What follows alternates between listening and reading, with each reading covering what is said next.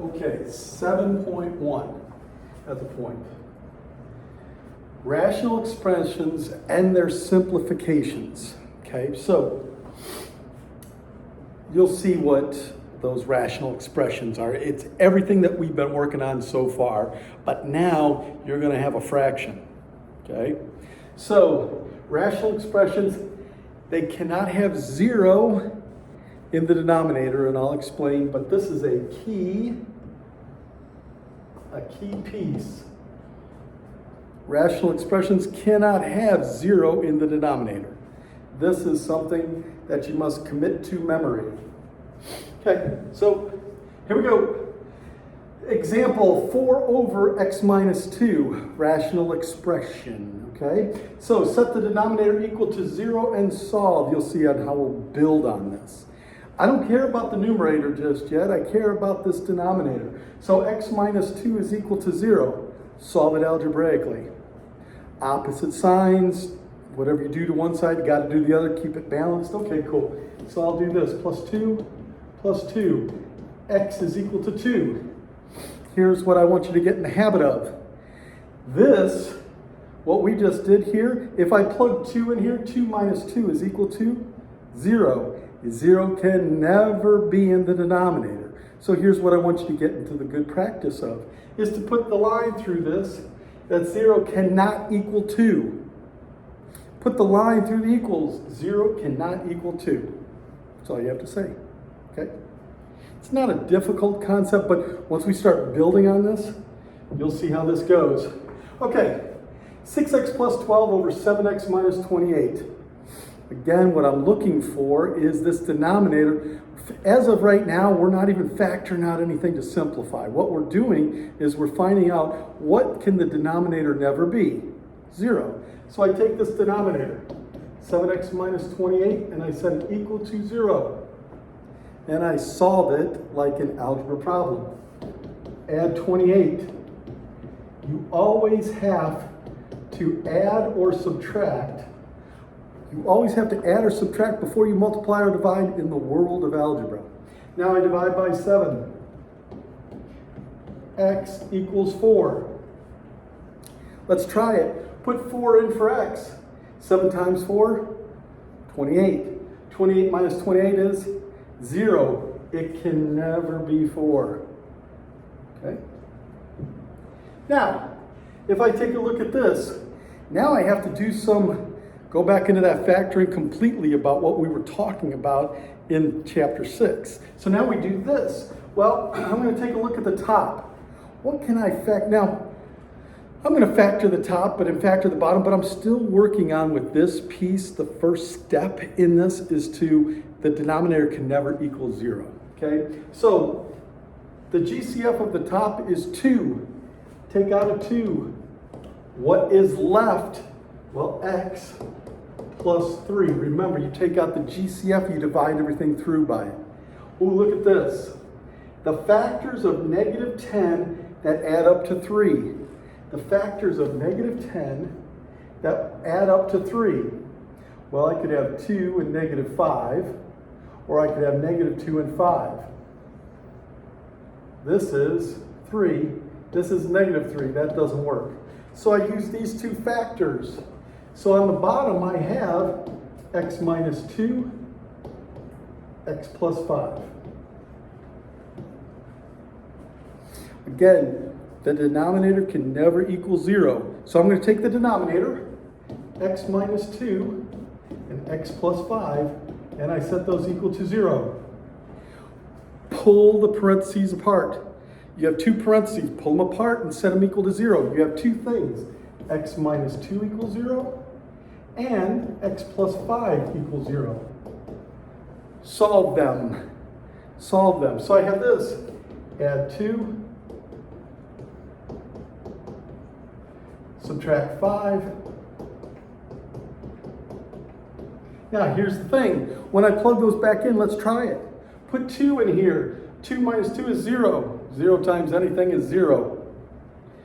Negative 5. Negative 5 plus 5 is 0.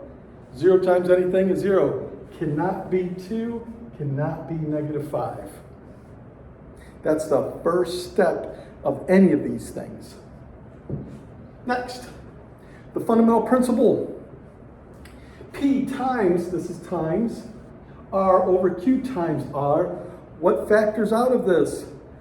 These things cross out and you're left with P over Q. Now you're saying, okay, yeah, that seems to make sense. It's a little bit simplistic. This fundamental principle of this, division and simplifying, but I'll show you on how this comes into play, that we're going to start crossing things out.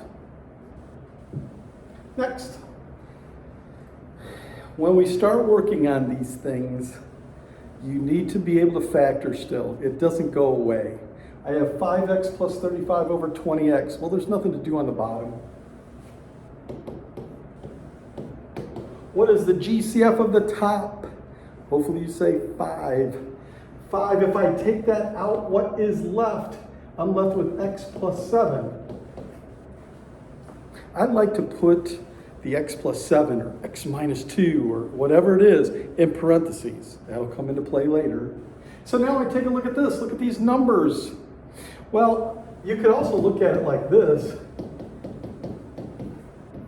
This is 5 times 4x. You could look at it like that because you can factor 20 down. Well, look at, they have 5 in common. Those go away. X plus 7 over 4x. Now notice I put that in parentheses. Why did I do that? Because I don't want people to start canceling out the x's. If something is connected with a plus or a minus, and something is connected with a multiplication sign, you can't cross out the x's. You can't do this. You can't do, okay, those are gone. Don't do that. No way. Can't cross those out. This is the final answer. So factor the numerator and denominator completely. Divide the numerator and denominator by the common factors of step 1. So you're going to do this. You're going to factor the numerator and denominator completely, just like what we've been doing in chapter 6. Then you divide. Now, in other words, what I mean is start simplifying. Start crossing things out. See what you have left over. Okay? Factor, and then start crossing them out. So look at this. So I'm going to take a look at the numerator and the denominator separately. So if I take a look at this numerator, well, they have an x in common. They have a variable in common. And the lowest exponent of the x is x squared. Take it out. Take it out. Remember, if you take it out, you divide by x squared, divide by x squared, and I end up with x plus 1. Remember that you do have a plus 1 there. On the bottom, there's nothing to do. I just have an x plus 1. I want you to get in the habit of put parentheses around it. When it's done, put parentheses around it. Because now I can see what I can cancel out. Cancel out the x plus 1, you're left with x squared. Now if I asked you, hey, what can x never be? What makes it undefined? Undefined. Well, you just set the denominator equal to 0. X can never be negative 1 because that makes the denominator 0 and you can't have 0 in the denominator. But this is factored completely. Next, well, look at this top one. Well, the factors of x squared, which are just x and x.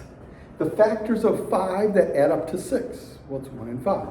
So I have this, x plus 1, x plus 5. Look at this bottom one. Perfect square, minus in the middle. That works. What if you have a perfect square and a perfect square with a plus? Cannot factor it. But I can this. This is x minus 5, x plus 5. Get into the habit of putting parentheses around them, because now look at what I can do. Cancel out, cancel out. My final answer is this. Please do not cancel out the x's. This is your final answer. Don't do anything with it. Now, if I looked up here, what can x never be? X can never be positive 5 or negative 5. If you set each one of those things equal to 0. Okay. Next. Okay, a quirky thing, but factoring things that are the opposites. Look at this. Plus x minus 3. Plus 3 minus x. They're opposites of each other. And if you have to rearrange the order, x minus 3, switch the order here, negative x plus 3. Notice, they're completely opposites of each other. If they are complete opposites of each other, your answer is negative 1. Here's why. I'm not going to do anything with the top. That thing is done. Notice if it's done, I put parentheses around it. On the bottom, I'm going to take out a negative, because remember, you can't lead with a negative. We talked about that in chapter 6. So I'm going to take out a negative 1. Well, taking out a negative 1, it's like dividing through by negative. If I divide through by negative, I'm left with x minus 3. Okay. Well, look what happens. Goes away. You're left with negative 1. By the way, negative 1 on the bottom, negative 1 on the top, it's all the same. It's all negative 1. Okay? But if they're complete opposites, you don't have to do the extra work. You can just write negative 1. And the last example, we'll take a look at the top part. Well, that's a perfect square and a perfect square with a minus in the middle. Great. 2x plus 5, 2x minus 5. On the bottom, I'm going to switch that around. I want the x's first. I'm going to switch it around. So on the bottom, I get negative 6x plus 15. Remember, it can't lead with a negative. Factor out a negative. But what's the GCF? What's the largest number that goes into 6 and 15? 3. So on the bottom, the top stays the same. Factor out a negative 3. And I'm left with 2x minus 5. Because remember, when you factor out a negative, you divide. When you factor something out, you divide through it. Divide this by negative 3, divide this by negative 3 to get positive 2x minus 5. Well, now look at this. Goes away. Your answer is, I never leave the negative in the denominator. I pull it out to the side. 2x plus 5 all over 3 with the negative out in front. That's the the start of chapter 7. Okay, we'll keep building on this. We'll do 7.2, 7.3, maybe even a little 7.4 on Tuesday. So, okay, good luck on that test.